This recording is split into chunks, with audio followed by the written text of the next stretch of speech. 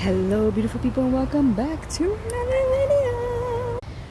First up we have the medallion flower. Now this is actually a shade loving perennial where we are. It does very well in our tropical climate in Malaysia, Johor Bahru, where we are located, and it starts off with this beautiful light pink, opens up and then fades to this darker kind of fuchsia kind of color. It does get quite big, you gotta trim it, but it does very well in light soils.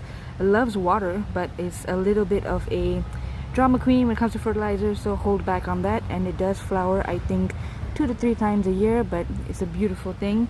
It does attract bees and butterflies, so something you can consider if you want a showstopper in your garden. These are some beautiful pink caladiums. They do very well in light, loamy soils. It is a bulb and it will rot if overwatered. Does well in full sun as well as part shade, and can get very huge depending on how you keep it. Wonderful addition. Now this little guy, believe it or not, is a rare one to find. It is actually a peanut plant. Yes, the ones you see when you make peanut butter, that's exactly what this is. Now it blooms this beautiful yellow little flower, does amazing as a ground cover. Since we don't have many ground covers where we are, this is one of the few that you can consider. It's a nitrogen fixer in the soil, very easy to grow, loves the sun. It does need a little bit of fertilizing as it grows, but once it's established, it just keeps going. Something you definitely can consider, you guys. A lovely plant for a ground cover. Now this is a smaller version of the medallion flower in a smaller pot, and it's doing very well, so even if you want to keep it small and short, you can definitely do that.